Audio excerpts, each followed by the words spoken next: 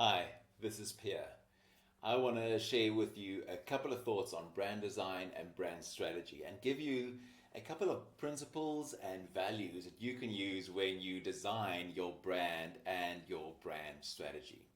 So, our biggest challenge in the world as businesses and as brands is that the world is so noisy. There are so many brands that are gunning for the attention of your customers and you. We are exposed to between about three to some estimate to like 7,000 different brands and commercials every single day. So as human beings, we've developed this ability to kind of just look through the noise and completely ignore all of these brands. So the biggest challenge is, how do you get your brand heard? How do you get your message through to the right people? And I hope to give you, from my experience as a creative director and a designer and working in branding and business for the last kind of 2 decades, just a couple of tips and tricks on how to start designing a brand and cut through all of this. So one of the things that we tend to do is we tend to be like one of these little food carts in New York City. We tend to just shout louder because we're selling the same thing as the guy next to us or the guy down the street. Shouting louder doesn't work. Buying more social media ads and more Facebook ads doesn't work. Back in the day, we used to be able to just buy people's attention, just make a TV ad, pay a fortune for the airtime, and just run it all the time, and you'll get business back. And that formula doesn't work anymore. Right now, for when we build brands, we need to build loyal and true fans. And just shouting louder, just doing more ads, doesn't actually work. So what do? What is the answer here? So one of the ways where I like to start when I teach people how to build a brand is to start with story. Now, story is an ancient art. It's something that human beings have been doing for literally millennia. We tell stories around campfires. We print them in books. We write them and perform them on stages and on films and on TV. Stories is how our brains work. It's a meaning-making mechanism. It's a map that our brains know. And that's really important. Story is a map that our brains know. So the moment you start telling a story, the moment you start engaging in the story kind of format, like these kind of 5 circles around me with the hero, what they want, a villain, a wise old wizard, sage, and a victory at the end, people's brains tend to kick into gear and go, oh, I know this. I know this format. Starting with something like Once Upon a Time. Already I have your attention. So a story has this beautiful way of releasing all sorts of feel-good hormones in our brains. Socrates actually called storytelling like proper pleasure, like the ultimate pleasure. So the trick with storytelling, and when I teach storytelling in my keynotes and workshops to like corporates and businesses all over the world, is to start always with the hero. And the biggest mistake that businesses make is who they define the hero to be when they start telling the story. The hero is, guess what? Not you. The hero is not your business. We tend to place ourselves and our businesses as the hero when we're telling stories, telling in our campaigns and on our social media ads about how awesome we are, that we've been in this industry since 1936 and we've been doing this and we've got 10,000 offices. I was actually calling a courier company the other day, and all I want as the customer is I want to track my parcel. And then when I was calling them and listening over the phone, they played a message, I kid you not, about 2 minutes telling me how awesome they are. And all I want is to track my freaking parcel. I don't want to know how many branches they have. I don't want to know how many years they've been serving South Africa. I don't know how many awards they won. I don't care. All I want is to track my parcel.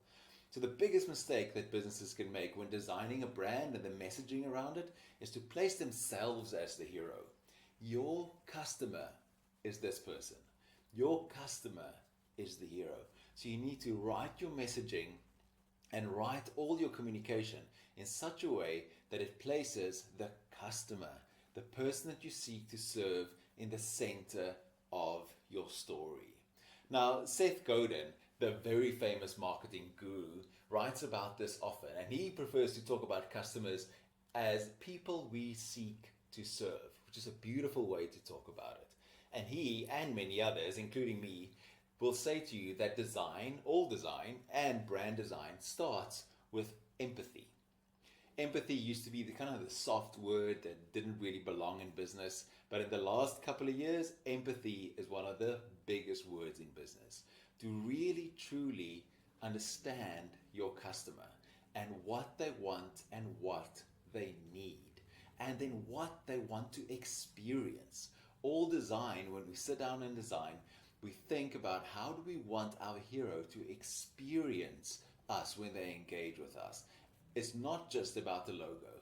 It's about the entire brand experience. It's about the way the phones get answered. It's about the way the Instagram feed looks and feels.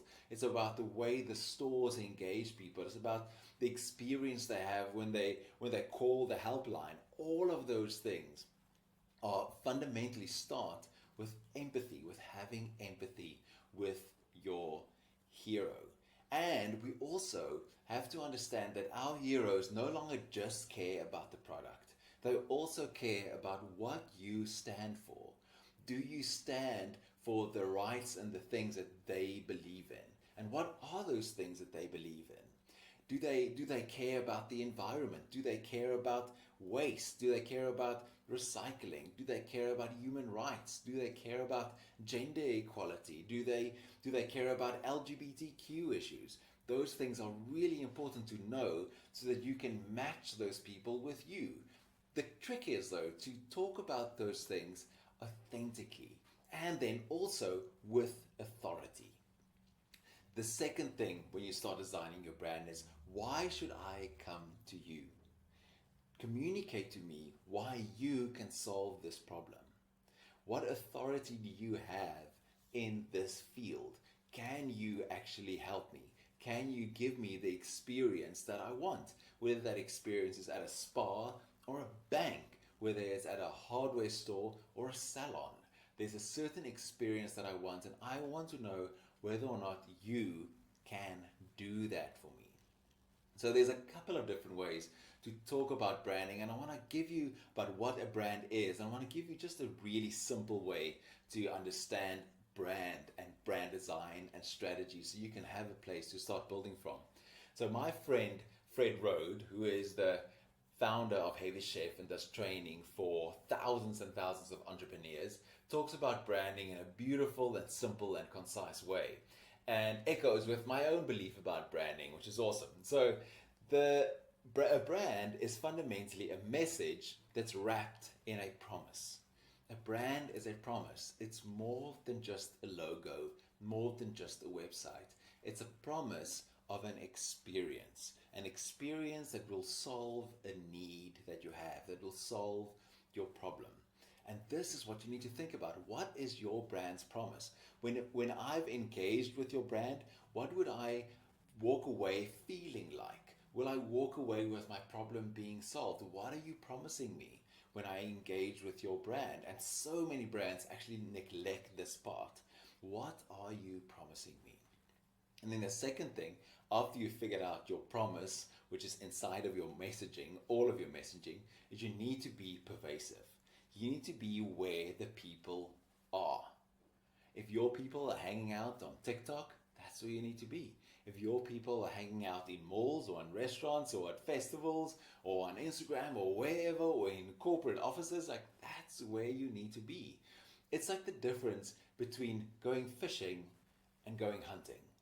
Often when you go fishing, you cast your line into the river or into the dam and wait, right? And wait for fish to come past and grab the hook.